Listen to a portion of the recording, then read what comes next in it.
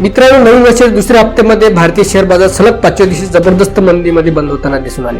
काय आहे या मंदीमागील मुख्य कारणे आणि ही मंदी आणखी किती दिवस आपल्याला पाहायला मिळेल याबद्दलची संपूर्ण माहिती आपण आजच्या व्हिडिओमध्ये बघूया. तर व्हिडिओ स्किप न करता शेवटपर्यंत नक्की बघा. तसेच माहिती आवडल्यास व्हिडिओला लाईक आणि चॅनलला सबस्क्राईब करायला विसरू नका. चला तर मग सुरू करूया. नमस्कार मित्रांनो, मी रंजन स्वागत करते आपल्या सर्वांचं आर ऑप्शन ट्रेडिंग अकॅडमी या युट्यूब चॅनलमध्ये. मित्रांनो, मार्केटने नवीन वर्षाचे स्वागत जबरदस्त तेजीमध्ये केले, पण मार्केट ही तेजी जास्त दिवस टिकू शकलं नाही.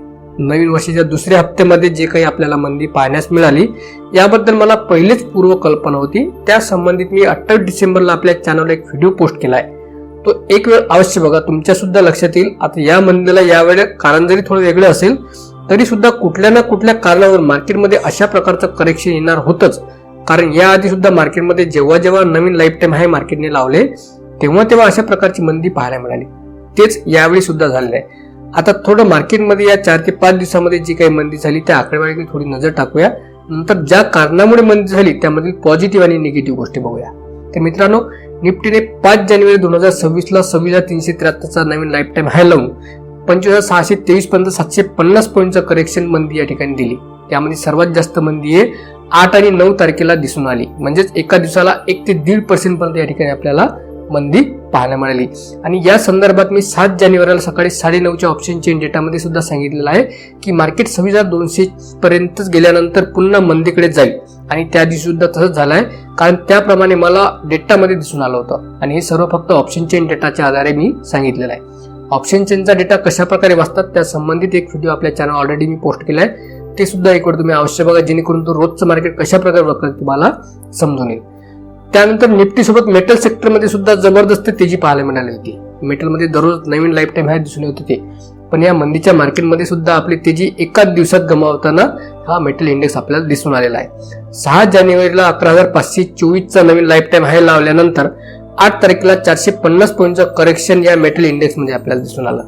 फक्त या मंदीच्या मार्केटमध्ये आयटी सेक्टर स्वतःला सावरताना दिसून आलं, कारण हा आयटी इंडेक्स या तेजीमध्ये सहभागी न झाल्यामुळे यामध्ये कुठल्याही प्रकारची नवीन सेलिंग या ठिकाणी आपल्याला पाहायला मिळाली नाही. आयटी इंडेक्स हा 31 डिसेंबर पासून 38,000ला होता आणि आज सुद्धा 38,000लाच आहे. 7 जानेवारीला 700 पॉईंटची तेजी या ठिकाणी दिसून आली ती. नंतर 8 तारखेला तेवढंच करेक्शन यामध्ये दिसून आलं. म्हणजेच जैसी ती वसी या ठिकाणी आपण म्हणू शकतो. त्यानंतर स्टॉक मध्ये बघितलं तर रिलायन्सने 5 जानेवारीला 1611चा नवीन लाईफ टाइम हाय लावला होता. त्यानंतर यामध्ये सुद्धा 8.5% मंदी दिसून आली. तर या रिलायन्स मध्ये एका न्यूज मध्ये सेलिंग आली. आता या मंदीमध्ये 2 ते 3 गोष्टी महत्वाच्या होत्या. पहिलं म्हणजे पीसीआर 1.75 पर्यंत गेला होता, कारण वर्षाच्या सुरुवातीलाच मार्केटमध्ये जबरदस्त तेजी आली होती. त्यामुळे पीसीआर वाढणार होता हे या ठिकाणी निश्चित होतं. त्यानंतर दुसरं महत्वाचं कारण आहे की एफआयची दररोज होणारी विक्री, कारण ग्लोबल मार्केटमधील वाढत्या तणावामुळे एफआय सतत सेलिंग करताना आपल्याला 2025 मध्ये आणि 2026 मध्ये सुद्धा दिसत आहे. आता या ठिकाणी हे भारतीय बाजारपेठेत सारखी सेलिंग कशामुळे करतात हे अद्याप समजू शकले नाही.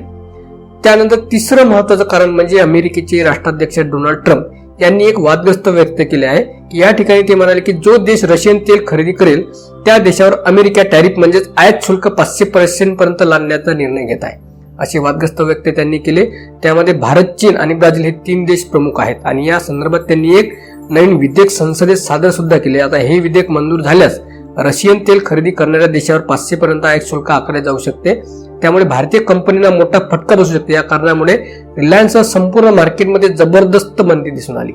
रिलायन्सच्या बाबतीत एक अहवाल सुद्धा प्रसिद्ध केला होता की रशियन कच्च्या तेलाने भरलेले 3 जहाजे रिलायन्सच्या जामनगर रिफायनरीकडे येत आहेत. रिलायन्सने हा अहवाल पूर्णपणे खोटा असल्याचे सांगून फेटाळून लावला.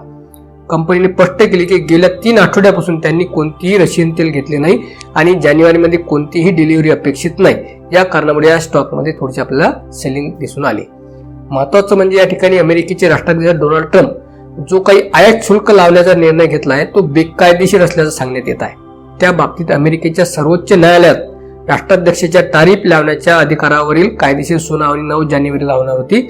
ते अद्याप झाली नाही. त्यामुळे बाजारात सुनावणी होईपर्यंत अस्थिरता राहण्याची शक्यता दाट या ठिकाणी दिसून येत आहे. जर टॅरिफ रद्द झाले तर बाजारात मोठी तेजी येऊ शकते आणि अमेरिकेतील आयातदारांना सुमारे $150 अब्ज परतावा या ठिकाणी मिळू शकतो. टॅरिफ कायदेशीर आहे की नाही याचा फैसला आता पुढील आठवड्यात होण्याची शक्यता आहे. न्यायालयाने आता 14 जानेवारी हा पुढील निकाल देण्याचा दिवस म्हणून या ठिकाणी निश्चित केलेला आहे. आता या ठिकाणी प्रश्न आहे की अमेरिकेचे राष्ट्राध्यक्ष डोनाल्ड ट्रम्प हे टॅरिफ म्हणजे आयात शुल्क 500% लावण्याबाबत वारंवार वादग्रस्त वक्तव्य का करतात, त्यामागील यांचा उद्देश काय आहे आणि टॅरिफ बाबत नवीन कायदा आणण्यासाठी त्यांनी संसदेत एक नवीन विधेयक सादर केले, काय आहे ते नवीन विधेयक आणि ते मंजूर झाल्यास त्याचा परिणाम काय होऊ शकतो याबद्दलची संपूर्ण माहिती आपण पुढील एपिसोडमध्ये बघूया. तर मित्रांनो, आतापर्यंत दिलेली माहिती कशी वाटली कमेंट बॉक्समध्ये नक्की कळवा. तसेच व्हिडिओ छान वाटल्यास व्हिडिओला लाईक आणि चॅनलला सबस्क्राईब करायला विसरू नका. चला तर भेटूया पुन्हा एका नवीन व्हिडिओमध्ये नवीन माहितीसह. तोपर्यंत जय हिंद, जय श्रीराम.